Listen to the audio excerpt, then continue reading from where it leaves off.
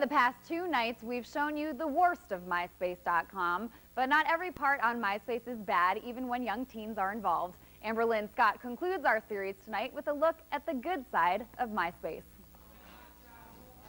High Waters is the place to be most weekends.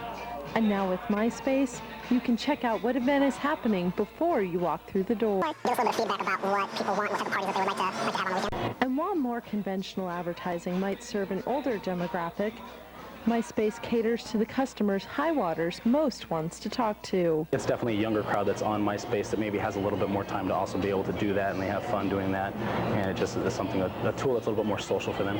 But just like the Medford Bar, High Waters' Myspace account is designed for the 21 and over crowd. In the way of Myspace, I think it's a really good tool for businesses to use and marketing means, as they do it right, use it ethically, and do the correct things with it. I think it's a great tool.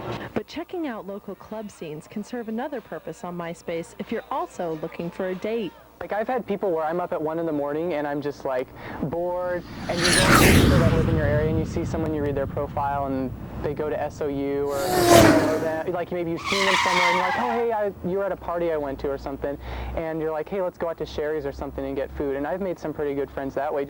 But with the headlines constantly showcasing the worst Myspace scenarios on a daily basis, it's conceivable that you could meet someone online. The majority of people are just your average person, and it's definitely a good way to meet people. Even more importantly is, like, you'll meet people from your past. Like, someone will add you one day and you'll be like, oh my gosh, I haven't seen them since like 4th grade, and it's really exciting. Connecting with long-lost high school friends or relatives is another benefit of Myspace. Like, I met someone I hadn't seen since 6th grade, and we're really good friends now, and me and her hang out all the time. So I would have, without Myspace, if she moved back here from Michigan, I would have never found her, never talked to her again, and she's probably one of my best friends now. So. And while many can use Myspace to stay connected to current friends, another phenomenon has also developed on the site: Myspace memorials. Myspace accounts are never deleted by the company, so when people die, their Myspace accounts remain. Grants Pass student Christopher Underwood died the night of May 13th, and by the next afternoon, his account was already filled with messages from his friends. His cell phone was full, his Myspace had 800 friends. I mean, he touched people's lives, and he was a friend to so many people, and that's what we're going to miss so much about him.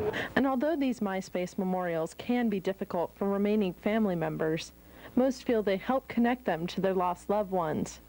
In Chris's case, messages were exactly what family members wanted. Take a moment and write down a sentence or two or a paragraph of what Chris meant to him.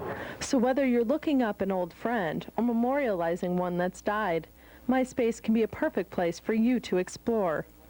But as with any new technology, parents need to watch their children and always be on the lookout. I think as long as you're educated about it and you inform your kids about it and you supervise, just like you would if the internet didn't exist, it's fine. It's just another way of meeting people, and it's just a new way, and people need to get used to it.